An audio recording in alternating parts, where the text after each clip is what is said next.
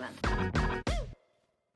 I walk in and it literally looks like a bomb has exploded. There is stuff all over the place. There are boxes from floor to ceiling. There are aisles that are just completely destroyed with items just hanging off the racks or things that have fallen into the floor. I turned around and looked at the front door just to make sure that it said open. And it did. Right there on the door, it said open. And so I continue to walk into this place of business and I began navigating all of these boxes, walking around all of the mess. And I'm going down aisle after aisle. And even though the aisles were marked with the items that should be on those shelves, there were just random things literally laying everywhere. So after minutes of just searching through all of the junk and looking, I find what it was that I walked into this store for. And I make my way through this maze back up to the counter, and I'm just standing there because there's no one at the counter to check me out. And I'm looking around, and there is a self-service kiosk. I could have done self-checkout, but I didn't even feel like I could do it. It was like apocalyptic, like I was in The Walking Dead or something. I felt as if I checked myself out, even if I paid, it's like I was stealing something. So I began to look around for anybody that might be working there. Nobody is shopping. I don't see anybody working. So I call out, "Hey, is anybody here?" And from way in the back, there's a voice that answered me. And I said, "Is it okay if I check myself out?"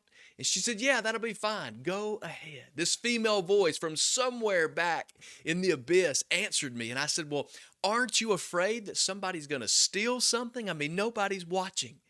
I'll never forget the words that just came from somewhere in the back of this particular store. She said, "Oh, baby, I ain't worried about it. It's not my stuff."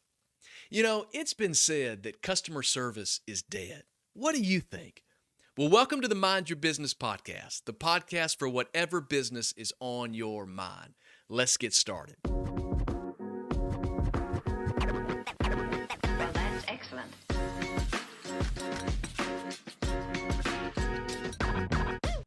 Well, thank you for joining me for episode number 2 of the Mind Your Business podcast. I'm so glad that you made it back. Will you subscribe, like, and share this with other people? I really want to add as much value to as many people as possible. Well, today we're talking about resurrecting customer service. I don't know if it's just me, but maybe you've had experiences just like that. And that's not the only shopping experience I've had that's made me just stop and scratch my head.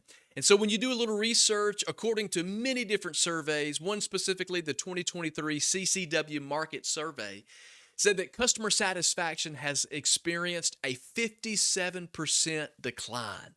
That means 57% of those out dealing with the public, out dealing with organizations and businesses and stores are saying that customer service is dead. And there's tons of studies and there's various statistics on this, but it seems that the shopping experience that I shared is more common than not. Now, I wanted to give grace and even say that it maybe was just that particular location of that particular store. But it seems that it's every one of those stores, all the same brand that I visit, I have the same experience in every single one. And by the way, they weren't just putting a store back together, a bomb didn't go off. Every one of those particular stores that I walk in, they're stacked from floor to ceiling with boxes and stuff is just everywhere. Now, the same can be said for both in-person and online interactions. It's not just in the box stores, it's online as well. It just seems that customer service is dead.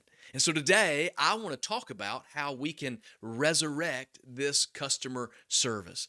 You know, customer service is just really simply the care of customers. Ultimately, it's all about people. And I think the biggest mistake that we make in the marketplace is that we forget that it's not really about the product or the profit, that it's about the people. I mean, after all, I've said it, people make the product, people sell the product, people buy the product. So it's people that produce the profit. And without people, nothing works. And so when I spend my time with organizations like yours, I focus everything on the people because I think that is the main thing. It's the foundation in which everything else is built on. It's built on the people. And in most organizations, customer service is dying a very painful death because we focus on everything but the people. We'll talk about the products and we'll talk about the price and our marketing and all of our strategies, but we forget about the people. And one study showed that the average company's investment into customer service, the care of our customers, had declined by as much as 28%. So, in other words, the investment that our companies are putting into providing for people and teaching people how to take care of the customers is in decline. The order of importance for most organizations was R&D, research and development, marketing, sales, and then customer service, and then very close behind is operations. And I think losing sight of people is dangerous for a few reasons. One thing is that poor customer service leads to a loss of customers, and that equals a loss to revenue. If people aren't taken care of and having a good experience, they will walk away. And when people walk away from your organization or your business, that means you're losing money. Have you ever had a customer complain? Maybe you're in any sort of leadership and you've had someone complain in some capacity, retail or something that you sell, customers that you serve, or just dealing with the general public in a service that you offer. Have you ever had someone complain?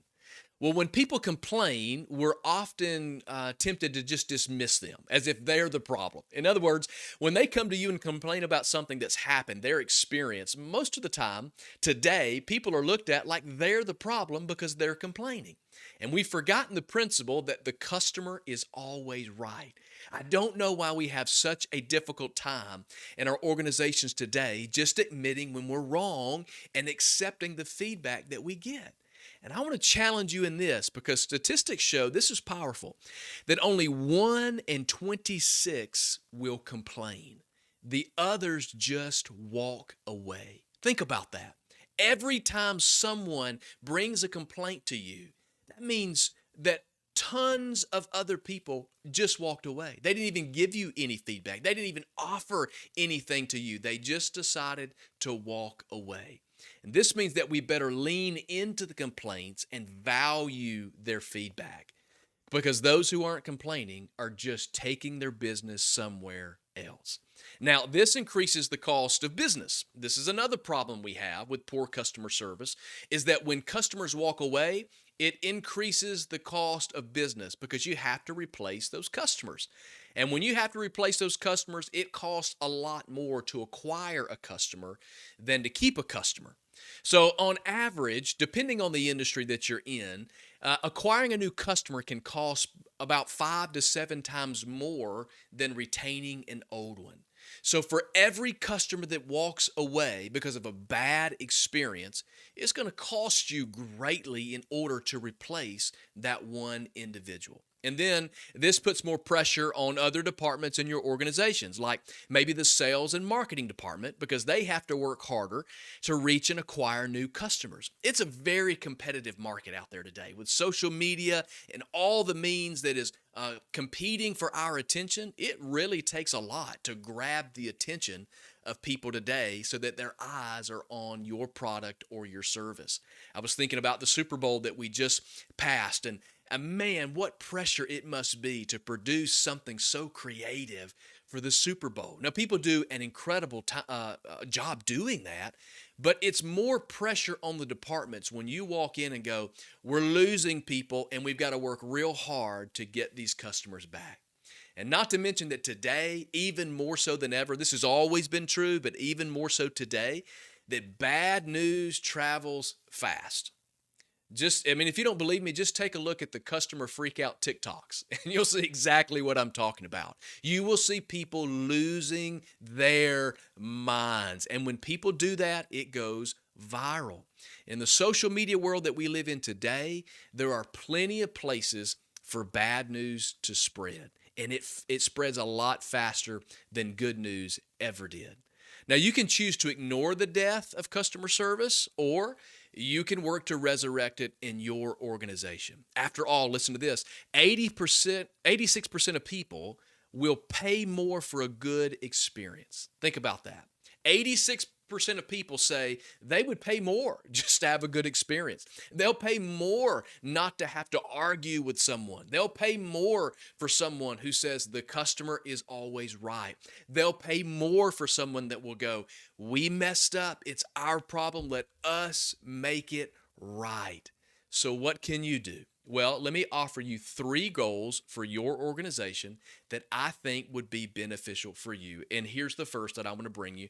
I want to encourage you to be the source. So if you're writing this down, if you're setting goals, I want your organization to be the source. What is the source? The source is just simply where something can be obtained. Be the company that everyone wants to do business with. We all want to be the industry leader. I mean, if you're not in it to be the leader, if you're not in it to be number one, if you're not in it to be on top and the most profitable, then you're probably not competing very hard. But most of us enter the marketplace because we want to be number one, because we want to go after it, and we want to do it big, and we want to do it right. And I believe that you can do this through the lost art of customer service. We stress so much about how do we get our message out there? How do we get our products in front of people? How do we get the ears of people? How do we get people watching us and paying attention to us? Well, I believe you can do this simply through the lost art of customer service.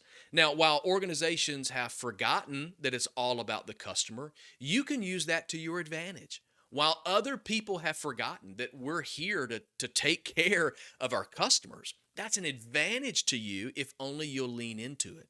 And in order to be the source and to pull ahead of others in your space, whatever industry you're in, your team, your employees, your organization needs to understand 3 things. There's 3 things that I think are important. And first is they need to understand the purpose, the reason that they exist. Why are you there?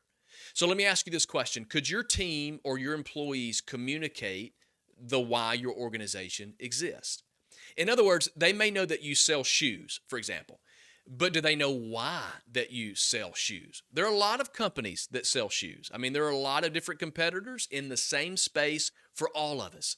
But what makes yours special? If you were to quiz your team on the mission or vision or the values of your organization, could they explain it to you?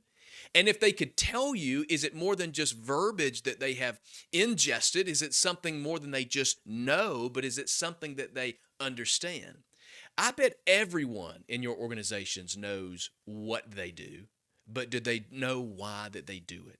Think about that for just a second. They know what it is that they do every day, but do they know why that they do it? You understand that this is something that's deeper. It's the purpose. It's the reason and why they're there. Ultimately, do they feel meaning in the marketplace? Do they feel passion and purpose behind what they do?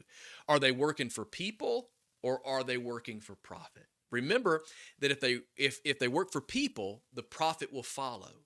And if you'll invest in your team and work on the company culture, you can instill purpose and passion behind everything that is done. So when they come to work, they're doing more than a task. They're doing something that has meaning and they're doing something that has value. You can do it. You can be the source if they're working for purpose. Another thing that I would tell you, understand the person, is to understand the person. Customer satisfaction is in decline because we've forgotten how to admit our faults. We've forgotten that the customer is always right. We've forgotten that customer service means to serve the people. And when your team understands that their purpose is to truly serve people, they'll work to fix the person before they fix the problem. And here's what I mean. Train them to listen to what the customer is saying. Learn from what they hear and then leverage that information into a solution. Too often we jump just to fix it. And most people want to just know that they're being heard, that their concerns actually matter. And then the next thing that I would tell you is you have to understand the process. If you're going to be the source, the company that everyone wants to deal with, your team needs to understand the process. Your team needs to be clear. It needs to be consistent and calculable in regards to your process of a solution. They need to be clear on what that process is, and they need to be consistent in working that process. In other words, inside of your organization, does everyone have clarity on what we do and how we handle customer complaints, customer issues, or customer problems? If someone approaches your team, do they know exactly what they're going to do? So there needs to be clarity on that process, and they need to be consistent in working that process. You don't need 3 or 4, 5, 10, 100 people figuring it out on their own or making up their own way. It needs to be very clear, and it needs to be very consistent across your organization. And then they need to be able to track the progress. They need to be able to calculate the progress in order to know what is or is not working. Because when you're able to calculate that progress and everyone is able to take feedback on what's happening in this department or that department, you'll know where to tweak the customer service and the processes in which you have. So we want your organization to be the source where everyone wants to do business. And the second thing we want for your organization is we want your organization to be the supply. We want your organization to be the supply. If your organization is the source, the one that everyone wants to do business with, what is it that you're supplying? Let me say it this way. Could your team clearly communicate all that your company has to offer? I mean, how good is their product knowledge? And when I ask this question, I mean this from a perspective of a range of people that's in your organization. I mean people who sit at the front desk, who are answering the phones, who are greeting guests who may be coming into your organization. I mean, it's the people that are stocking the shelves. It's the people that are delivering the products. It's people that are selling I mean, across the board, could everyone communicate all that your company has to offer? So for me, for example, when it comes to being a handyman, on a scale of 1 to 10, I couldn't even get on the scale. So when I visit a big box store, say that specializes in home improvement, I need a lot of help. But in my experience, I know more times than not that out of the employees that work there, I know more than they know, and that's not a good thing. I mean, when I walk into these stores, I just often know that these employees who are working there don't even know as much as I do. And I'm telling you, I am nowhere near a handyman. Now, that's not the fault of the employee, because the employer hasn't invested training in making sure that the team members are equipped with the proper product knowledge. It's not the employees, they're not going to walk, they're only going to rise to the level in which you have brought them to. It's the old law of the lid from John Maxwell, that if the lid is here, they're only going to go as far as the lid will allow them to be. And so you have to make sure that everyone in your organization has clarity on the product that you are offering. So when your organization is the source and everyone is coming to you, your team needs to have excellent product knowledge. If you're an appliance company, your team needs to be able to answer these questions. What value do we bring to the consumer? What value is it that our organization, as an appliance company, what are we bringing to the customer? And why should the customer choose us over the competition? Do they have an elevator pitch? In other words, there are a lot of different companies who do what you do, but why should the customer choose your organization over the competition? And what are the functions of the products that we sell? The product knowledge. Your team should be able to communicate this clearly, confidently, and with care. You could even take it to another level by helping them realize that, for example, they're not just selling an oven. You're providing a life-changing resource to a family, one that will prepare the meals that will be had around a family dinner table while there are discussions about their day. And see, when you see it, the supply through the lens of purpose, it enhances the customer experience. So when they come to you and that customer is looking to make a purchase, well, you're not just selling an item, you're selling a lifestyle, you're selling a convenience, you're selling that's going to enhance the life of the customer, and it's all in how it is presented. And then number 3, we want your organization to be the solution. We want your organization not only to be the source, not only to be the supply, but we want it to be the solution. In other words, we want customer service to be the best it can be. Studies show that 9 out of 10 businesses now compete based on customer service rather than product or price. And in order to maintain your position as the source and the supply, you have to be the solution when there is a problem. I think about it this way, and here's the way I phrase it to myself. I think caring for customers in crisis. When there's a problem and they're coming to you, you have to be able to rise to the occasion and care for that customer who is in the middle of a crisis. Stanford research says that the success that you have is based on 12.5% product knowledge, but 87.5% people knowledge. Again, your success is all about people. I spent many years working with Apple in areas just like this, both on customer service and on training those who were in the customer service area for Apple. And Apple maintains the standard for customer service literally year after year. And having worked with them in this space, I'll share with you their secret formula to every customer interaction. And this is exactly how Apple trains all of their employees who are customer facing to deal with customer problems. And I'm telling you, if you just take this little nugget, this little behind the scenes nugget from Apple, it will transform the way you interact with customer service. The first thing they do is they will acknowledge that there's a problem. If someone calls and says, hey, something is wrong, you acknowledge them. You don't just blow past it. You don't begin to cast blame. You don't cast it off. You acknowledge the issue. And then you align with the customer and you let them know that you understand it. And then you assure them that it's going to be done. So when someone says, hey, my oven is broken and it hasn't worked and I'm so mad about this. You guys said this was the best one on the market. There wouldn't be a problem and I was going to be so satisfied with it.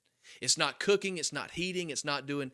And so to acknowledge them, you go, okay, let me understand. So you're telling me that your oven isn't heating and it hasn't been working and you've only had it for 6 weeks? Wow. Well, you know what? I know that's frustrating because I can remember when I had a problem with my refrigerator and it wasn't cooling, and I can remember how big of an inconvenience that was to my family. But let me assure you today, you're talking to the right person. I am going to take care of you. Acknowledge what they said. Repeat it back to them so that they know and understand that you know what it is that they're upset about. And when you align with them and let them know that you're a person too, and that you've had inconveniences and that you would be disappointed, and then you assure them that you're going to take care of them, you know what they're going to do? They're going to breathe. Okay, I'm so glad that I called. I'm so glad that I came by the store today. I'm so glad that I came to the office, and I'm so glad that this organization is going to do what they said they would do and take care of me. You see, Apple understands that their products exist for people, and without people, there are no products. They fully understand the principle that it's people over profit. And if you're still not convinced, here's an exercise to make it personal. Take a look at your Google reviews. Of the positive reviews that you will see, most of it will reflect a person or a group of people. So when you take a look at those listings, those stars, whether it be 4 stars or 5 stars, most of the time there will be a person assigned to that rating, because that's the power of customer service. It's all about people. And if you'd like to enhance the customer service in your organization, I would love to help add value to your team. You can contact me by using the link that's in the show notes, and you can schedule a free 15-minute consultation to see how I can add value to your organization. We'll set a time. You can let me know your availability. We will put it on the calendar. We'll meet and just discuss ways that we can help resurrect customer service together. And I want to thank you again for joining me for the Mind Your Business podcast. It's so much better when you're here. And please don't forget, if this adds value, will you please subscribe? Will you please like?